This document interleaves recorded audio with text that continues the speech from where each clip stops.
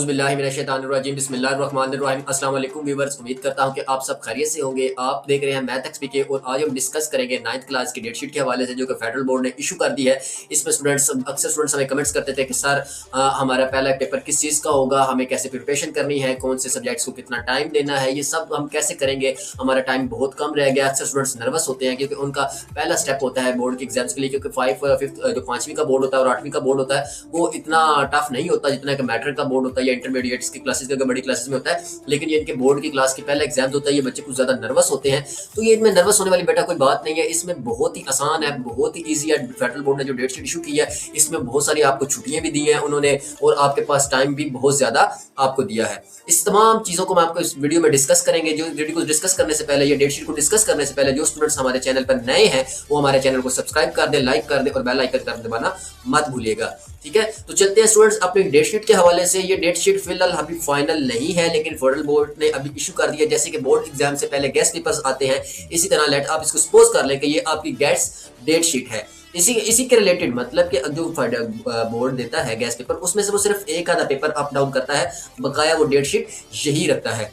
या फिर हुकूमत के मामलात के मद्देनजर रखते हुए, जो इस वक्त मुल्क के हालात चल रहे हैं, मुल्की हालात को मद्देनजर रखते हुए वो पेपर्स को कुछ आगे पीछे कर सकता है, डेट को आगे पीछे कर सकता है। ये तरतीब एग्जाम्स की यही रहेगी। तो चलते स्टूडेंट्स के आपका जो मैं आपको इस वीडियो में बताता हूँ कि सबसे पहले जो आपका एग्जाम है वो किस चीज का है। सबसे पहले जो बेटा आपका पहला पेपर होगा वो इंग्लिश का होगा और वो है 20 तारीख को, 20 तारीख चौथा महीना 2026 को आपका इंग्लिश का पहला पेपर होगा। ठीक है, ये स्टूडेंट्स आप नोटबुक अपने साथ में रखें और साथ साथ नोट करते रहें। फिर इसके बाद मैं अगली वीडियो में आपको बताऊंगा कि आपने बेटा इन सब्जेक्ट्स को प्रिपेयर कैसे करना है और किस सब्जेक्ट को कितना टाइम देना है। ये मैं वीडियो लेकर बनाऊंगा, इसमें आपको हर एक टाइम टेबल भी समझाऊंगा। आपने बेटा क्या करना है कि जो अपनी नोट शीट अभी नोट कर लेंगे, आपकी जो डेट शीट फेडरल बोर्ड ने इशू की है वो क्या है कि पहले इंग्लिश का पेपर होगा वो 20 तारीख को, चौथे महीने की 20 तारीख को पहला इंग्लिश का पेपर होगा। दूसरा बेटा 22 तारीख को पेपर है आपका, दूसरा पेपर आपका 22 तारीख को है और वो है फिजिक्स का। इसके अंदर बेटा आपको एक छुट्टी मिल रही है। ठीक है, पेपर वही रूटीन सेम, अक्सर वीडियोस आ रही हैं या लेक्चर्स अपलोड हो रहे हैं कि सर पेपर्स जो है वो क्या तरतीब चेंज हुई है या उसमें कुछ सिस्टम या फंक्शन में चेंजिंग आई है। कोई बेटा फंक्शन में सिलेबस से चेंजिंग नहीं है, ना ही सिलेबस में चेंजिंग है। कोई रद्द-ओ-बदल चेंज नहीं किया, वही 2 शिफ्टें होंगी, मॉर्निंग और इवनिंग की। ठीक है, वही लोकल एरियाज है, वही फेडरल एरियाज है, ये तमाम चीज़ें वही पुरानी है, पुराना ही SOPs है। बस ये एक बच्चों को कंफ्यूज करने के लिए ऐसी वीडियोस बनाई जाती हैं, इसमें कोई चीज़ नई ऐड नहीं की। पहला पेपर बेटा आपका होगा 20 तारीख को, चौथे महीने की 20 तारीख को इंग्लिश का होगा। दूसरा पेपर बेटा आपका फिजिक्स का होगा जो 22 तारीख का होगा। इसमें आपको 21 तारीख की छुट्टी अवेल है। एक पेपर फिजिक्स के पेपर में आपकी बेटा एक छुट्टी होगी। उसके बाद बेटा अगला पेपर आपका 24 तारीख को होगा, वो होगा तर्जुमा अल कुरान या इस्लामियात का। ठीक है, तर्जुमा अल कुरान या इस्लामियात ये दोनों बुक हैं, ये 24 तारीख को पेपर होगा। इसके अंदर भी बेटा आपकी छुट्टी अवेल होगी। उसके बाद बेटा आपका केमिस्ट्री या बायोलॉजी का पेपर है, इसके अंदर बेटा आपको 2 छुट्टियां मिल रही हैं।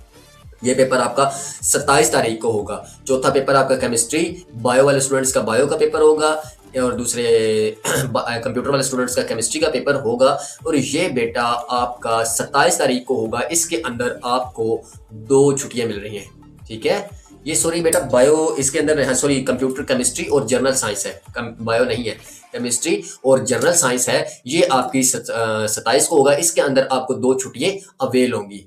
ठीक है, उसके बाद बेटा 28 तारीख को इसके अंदर छुट्टी आपको अवेल नहीं है। यहाँ पे आपको थोड़ी सी मेहनत बढ़ानी होगी, यहाँ पे आपको छुट्टी अवेल नहीं है। 27 को केमिस्ट्री का पेपर या जनरल साइंस का पेपर दे रहे हैं। उसके बाद 28 तारीख को ही आपने SST का पेपर देना है, जिसे मुतालिया पाकिस्तान कहा जाता है, ये पाक स्टडी कहा जाता है। 28 तारीख को बेटा आपने उस चीज़ का पेपर देना है। उसके बाद बेटा ठीक 29 तारीख को उसके बाद ठीक अगले दिन, इसमें भी बेटा आपकी छुट्टी नहीं है। कंपलसरी सब्जेक्ट में उसने छुट्टी नहीं रखी।